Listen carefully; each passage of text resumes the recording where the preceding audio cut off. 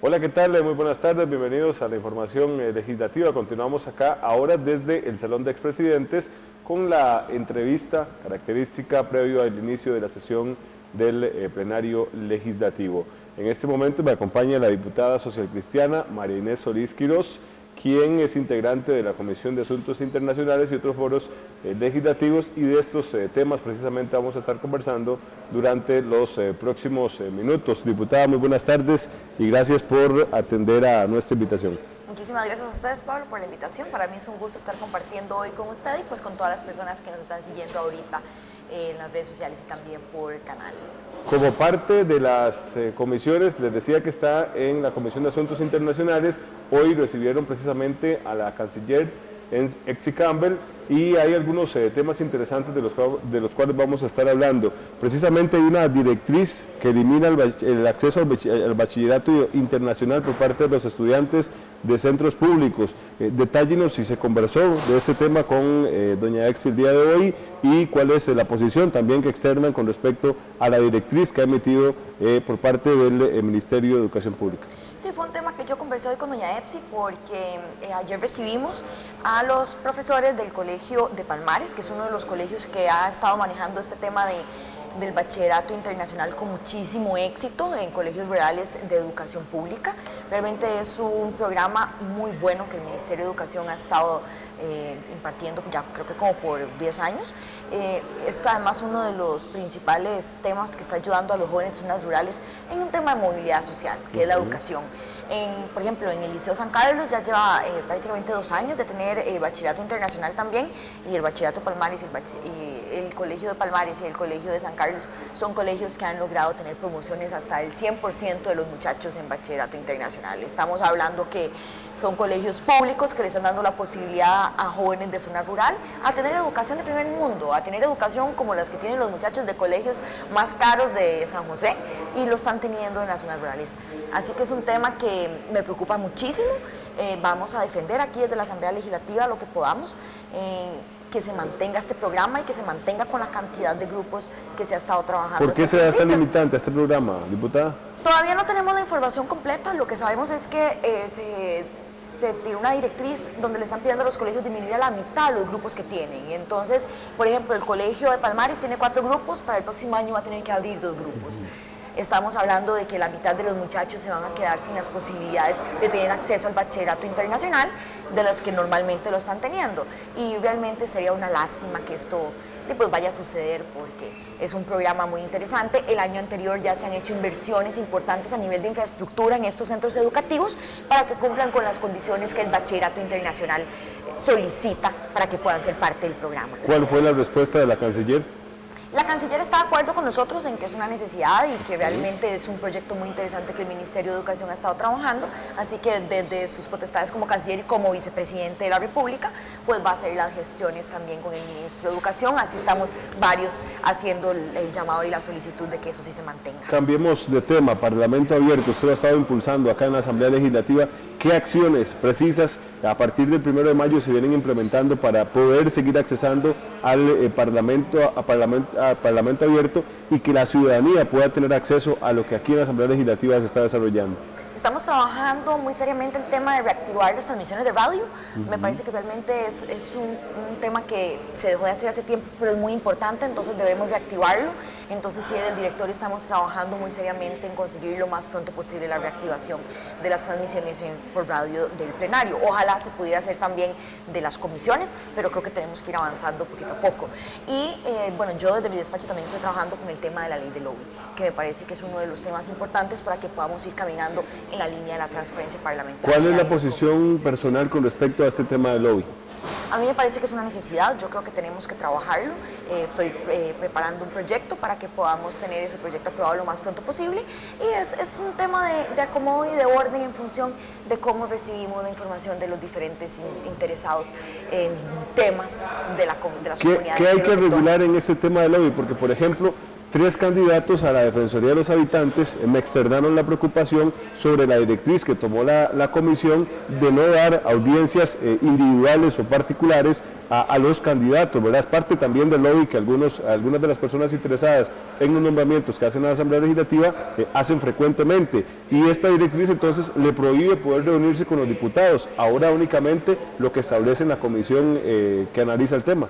Sí, es una decisión que tomó la Comisión de Nombramientos. Yo personalmente igual lo comuniqué con mi equipo y lo comunicamos en redes sociales. Tampoco vamos a recibir directamente en el despacho a las personas interesadas, y es por un tema de transparencia. Y yo creo que lo que busca el lobby en general y la ley de lobby es una transparencia. Entonces sí me parece una necesidad, me parece que una vez que tengamos una ley de lobby también definida, ya ahí pues ya veremos cuáles son las líneas en estos temas de los nombramientos que se hacen desde la Asamblea Legislativa y qué es lo que procederá. Pero eso es algo que vamos a trabajar y que sí va a tener que quedar estipulado dentro de la ley. En estos minutos vamos rápidamente hasta la zona norte. ¿Qué proyectos de su querido San Carlos, de la zona norte, está impulsando desde su despacho, diputada? Bueno, yo creo que uno de los proyectos más importantes para los sancarleños, para hablar directamente de mi cantón, es el tema de la carretera San Carlos, pero no es un tema del cantón, eso es un tema país. Realmente la economía que traería esta carretera, no solamente a los sancarleños, sino también a la gente que necesita movilizarse por turismo, por exportaciones, porque esté moviendo sus productos, realmente es una necesidad. Sí, estamos trabajando muy de cerca con don Rodolfo Méndez Mata, el ministro de Obras y Ya visitaron la obra, ¿verdad? Con él. Fue la primera gira, de hecho, que hizo don Rodolfo Méndez, fue la gira para hacer la inspección de la obra de la carretera de San Carlos, y sí estamos dándole un seguimiento preciso a lo que el CONAVI y también el Ministerio de Obras Públicas y Transporte van trabajando en su avance. ¿Cuál fue el compromiso de don Rodolfo en este tema de la carretera San Carlos? Avanzar lo más pronto posible, tirar una ruta práctica, trabajar en los plazos, ese es el principal tema, trabajar en los plazos, porque sí, la falla del puente sobre Laguna es una falla muy grande, es una falla muy importante, de mucho dinero. Entonces también hay que trabajar no solamente en tema de plazos, sino en temas de presupuesto. Se tienen solo supuestos y no hay presupuestos reales. Entonces sí es muy importante que tengamos números y que tengamos todo aterrizado para saber cuál es la línea también que debemos continuar, y la línea de tiempo para poder comunicar a los sancarleños bajo qué estamos trabajando. También faltan estudios para ver exactamente cómo debe ir el puente sobre esa falla. Si los sancarleños y todos los costarricenses se preguntaran, ¿será factible que este proyecto sea terminado durante la administración de Carlos Alvarado? ¿Cuál podría ser la respuesta? Voy a replicar la respuesta de don Rodolfo cuando le hicieron la pregunta, y la respuesta de don Rodolfo fue: no lo podemos prometer. La falla es grande, el problema es grande, y pues sería un poco irresponsable prometer a estas alturas que en estos 4 años iba a estar listo la carretera San Carlos. Entonces seguirá siendo una incógnita. Otro de los temas de la zona norte, el proyecto de tablillas en la frontera, ¿cómo avanza? Porque hubo un proyecto que se aprobó acá en la Asamblea Legislativa, en la conformación de la Asamblea Legislativa anterior, y que va precisamente en modernizar los puestos fronterizos. ¿Cómo avanza el de tablillas? Exactamente, ese es otro de los temas que vemos como un tema regional, pero realmente es un tema país. El puesto fronterizo de tablillas es un puesto que estaría cortando en 140 kilómetros la frontera con el Caribe, y realmente es muy interesante que esto vaya a avanzar. La modernización del puesto fronterizo sigue pendiente. Nicaragua ha avanzado mucho más rápido que nosotros en este tema, y yo creo que ya es hora de que Costa Rica también ponga las barbas en remojo y que adelanten esto. He tenido ya contactos con el Ministerio de Comercio Exterior y también con el Ministerio de Obras Públicas y Transportes, que está trabajando el reglamento de paso de mercancías. ¿Cuál sería propiamente la modernización que tendría este puesto? No, requiere modernización de todo. Realmente lo que tenemos ahí es un puesto temporal, ni siquiera tenemos instalaciones fijas. Está el dinero con el financiamiento del BID, ahí están los 12 millones de dólares que va a costar eso, que están esperando la ejecución. Entonces lo que tenemos que hacer es esperar también la resolución del recurso ambiental, que está pendiente, que ya tiene más de 3 años. Entonces yo espero ya que vaya a salir pronto y ya poder avanzar con este tema. ¿Qué tal la experiencia de este primer mes como diputada? Muy bien, la verdad estoy muy contenta. Siento que la disposición y la disponibilidad política que estamos teniendo los diputados es muy importante. Se están llegando a diálogos para conseguir los consensos que se necesitan para que avancemos a como se requiere avanzar. Tenemos números récord de primer mes en legislatura. Hemos aprobado, el primer mes se aprobaron 9 leyes, lo cual es récord, porque en los últimos 4 años, el primer mes y la mayoría por votación unánime. Además, exactamente. Y en las anteriores, por el primer mes, no se habían logrado sumar ni 7 juntas. Entonces, realmente son números muy interesantes y sí espero que podamos mantener esta dinámica. Ya vienen discusiones fuertes, ¿verdad? El tema de la agenda fiscal y otros temas que pueden quebrar un poquito ese diálogo que hay, pero ojalá y sigan en buena línea por el bien de Costa Rica en el tema de los concesos. Si logramos mantener la voluntad política, yo creo que cualquier diálogo va a ser bien recibido. Nunca vamos a estar de acuerdo en el 100% de los temas, yo creo que eso es imposible y lo tenemos que tener claro. Y además es sano para la democracia.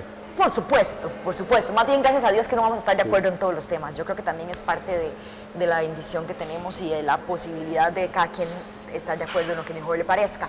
Y pues nada más es un tema de voluntad política, de respeto, de diálogo, de poder llegar a consensos y también de saber dónde podemos ceder para que nuestra Asamblea Legislativa avance y seamos realmente un ejemplo. Bien, gracias, diputada. Concluimos con la entrevista. María Inés Solís Quirós, diputada del Partido Unidad Social Cristiana. Vamos de inmediato al plenario legislativo.